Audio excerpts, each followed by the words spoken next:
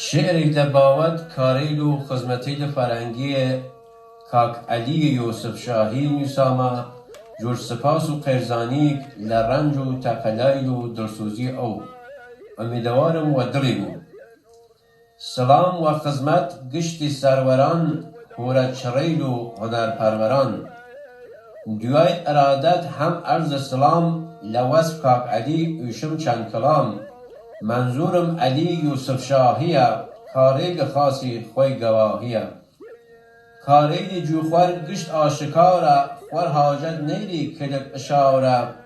انسانی درسوز هم هنر دوسه نور جم یاران وینه فانوسه. پبلو نور چوه اراهام قریل هازو همیدی و هورا چریل. یه مرد ورایور یه سپاه جنگی یکتاز لمیدان فرنگی. مجلس وفر لانجمنی شویدانه در رشته سخنی. لآرشیو هورو لمنتاج خاص لایق وصف هرچی بکن باز. خدمت گزار بی مدح و گزاف عزیز ولای گوران زنگ نوجاف. لای ملک شاهی تا ارکوازی وجود فخر و مایه شانازی. سنجاوی و کلهر حملک و خزل گشت لای بی نورن و میل و دل. خدمتی بی فرق نناسیدن مرز یا خواجور بیستون هر بودن سربرز. لنو کرماشان ایلام و سنه نمونه زیاب و ایبرای منه. هوره تا کل بو با فراموش نو وجاق با پیریل سرد و خاموش نو. هر کام و شیوه و هر وسیله با خدمت بکیم ای هنر اصیله. با این میرات و گنج اجدادمان قدری بزانیم نشو یادمان. بی لاوک و حیران یا بی هوره و مور زبان کردی مینیه چرای کور. نه قرب خاص و نه شوخی دیری نه کس پی گوشتن لی ذوقی دیری. و دن هورس جو کوک شاخان کو بسن و شوق درون پرداخان.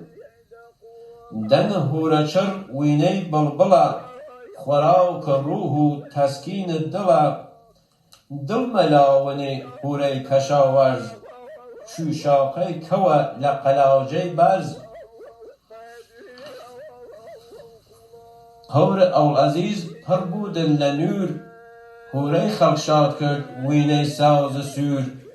مرحوم علی نظر ودن زلالی خوشی بریاده هر کرده مالی.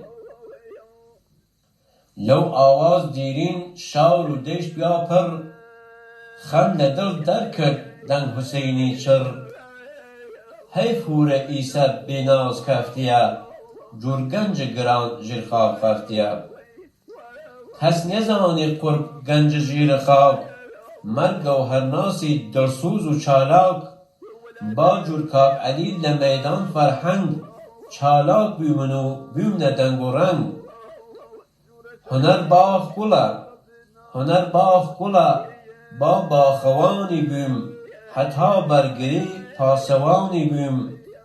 لدوای مردن چو مقام و مال هر هنر زنیه دل پیکیم خوشال. اوی هنرمند یا خدمتکاره ناوی دروشی حج و حساره.